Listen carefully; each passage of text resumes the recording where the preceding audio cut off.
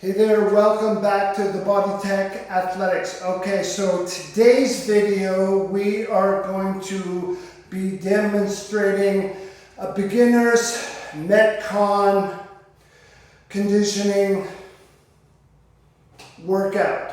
Okay, so this is all geared towards basically the calorie expenditure, so you can essentially feel better about maybe losing a little goo off of your midsection. Okay, so we're going to start full complex body movement. So we're going to start with the squat, the body weight squat. Okay, so and I'm going to add in some modifications for those that have knee problems or maybe lower back problems. But again, if you do have those, see my other videos for the pelvic reset, which will really get your pelvis trimmed up in alignment and working with your torso.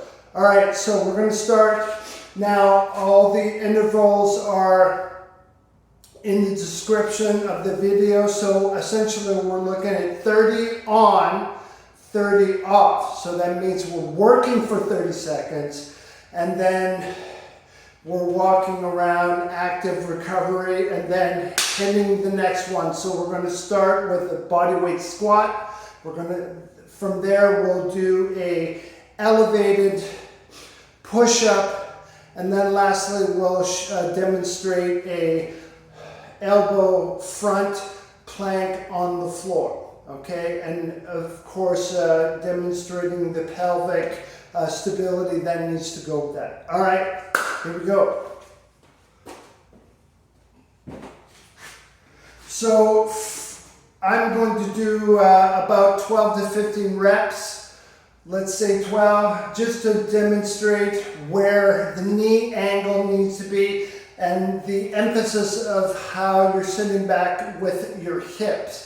Very important, okay? So we're going to pretend that my plyo box here is a chair, or a kitchen chair, any kind of fold-up chair. So from here, now a few things we're going to start. I will give you about 2 or 3 cues for your posture and what you should be looking to initiate or organize your squat with, and then I'll add in another cue to see if you can juggle all the balls that we have going. Okay, so I'm going to move this in a little bit. Okay, so first of all, feet a little wider than hip width. Hands will be at the beginning of the chest here, and what you want to imagine is shutting a car door behind you with your butt. Okay, so now obviously as my butt runs into the chair or the box or the bench chair, I'm only going to be limited to that height, which is purposeful, okay? For people that have knee restrictions or knee symptoms, this is a really good modification to still recruit your squatting muscles, but at the same time making sure that we don't flare up any symptoms. Okay, so from here we sit back. Now I'm going to show some different vantage points here. Okay, and now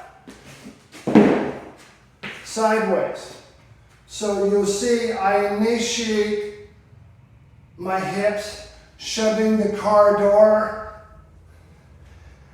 and not bouncing off the chair, just lightly touching. And as we go down, you want to brace the core as you go down. The hands can go out. Keep your torso tall. Now, if you found those cues manageable and juggling well, the next cue I'm going to give you is about your feet. So right now we're encouraging you to keep your feet straight at hip width, okay? While you go down, we're going to get you to turn out slightly or screw your feet into the floor slightly outside. You're not going to see or feel movement. But what you will feel is tension rising from your feet up through your lower leg, knees, and right into your hips and lower back, providing stability. So this is really important for those that have lower back issues and need that little extra stability factor. Okay, so right now I'm gonna use my hands as my feet. So as I'm coming down, I'm turning them out, but they're not moving because my body weight is essentially providing some inertia, right?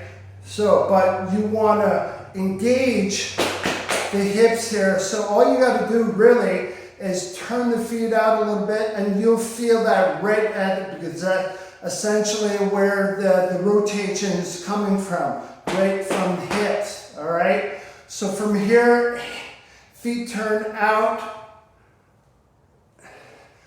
Try and go as low as you can. Make sure the knees go out, as you can see.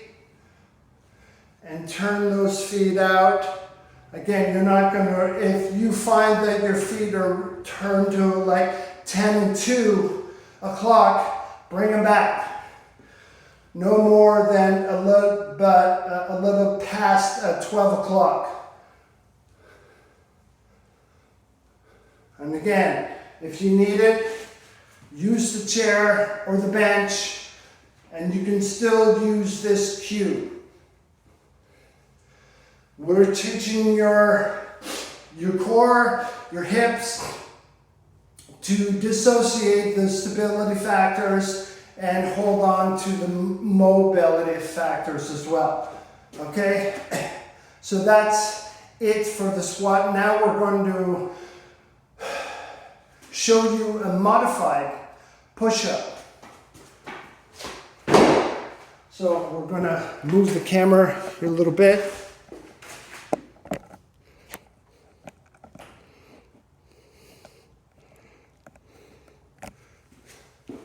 So if you've been speaking to me before and consulting with me, I likely would have recommended an outfit like this. This is the bench that was called way back in the 2000s. But essentially you have a good bench and you have risers that you can stack the bench on, and ideally they're all, so we have 5 risers here. So what this does for the push-up, especially for people that are new to this, is it elevates and it changes the leverage. It actually gives you an advantage if you're weaker at the push-up. Okay, so even if you're going from your knees or your feet, either way. Okay, so I'm going to show you both. So a few cues here that we want. You want to make sure if you're going from your feet, your butt is squeezed and hard. Same thing with the knees, okay? So we'll start with the knees and then we'll go out from the feet.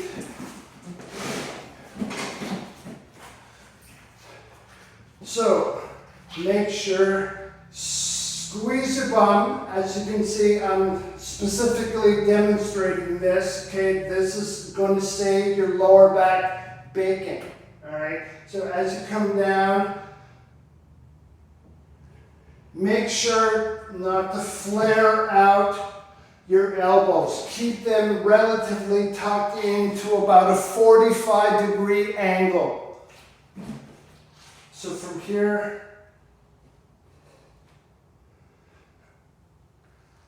and you're just touching,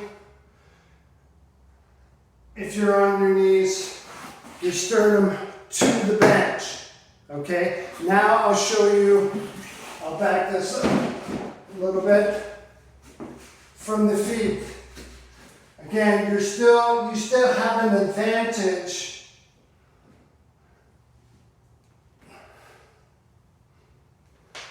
Okay, even if you can rip off 20, 25 reps from the floor, that's fine. This really gives you an advantage to beef up your capacity as well.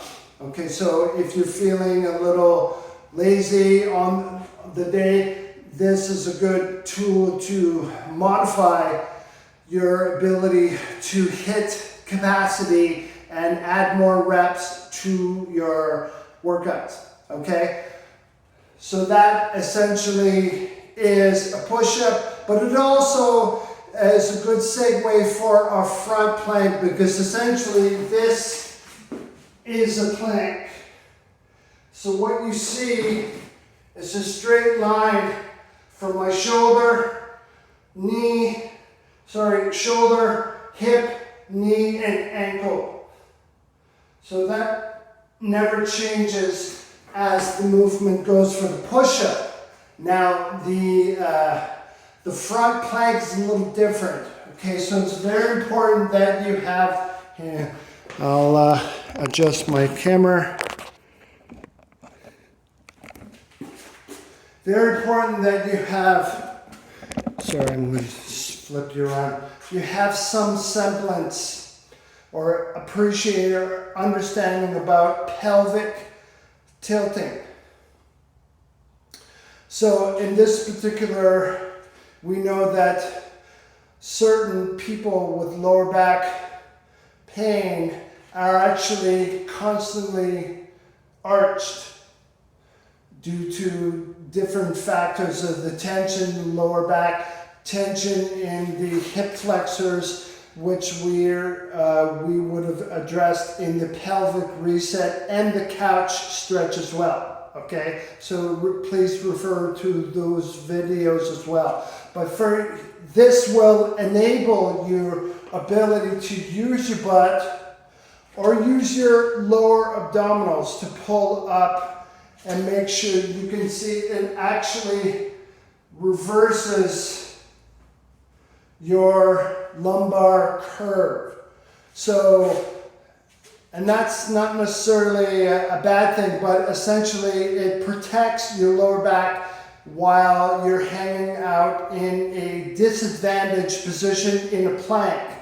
Okay, so it's important that you have a safeguard and a stability factor to protect your lower back. Otherwise, the brain will short circuit your efforts and you'll go down.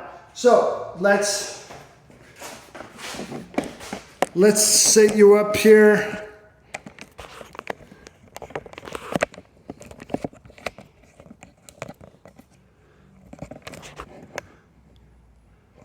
Okay.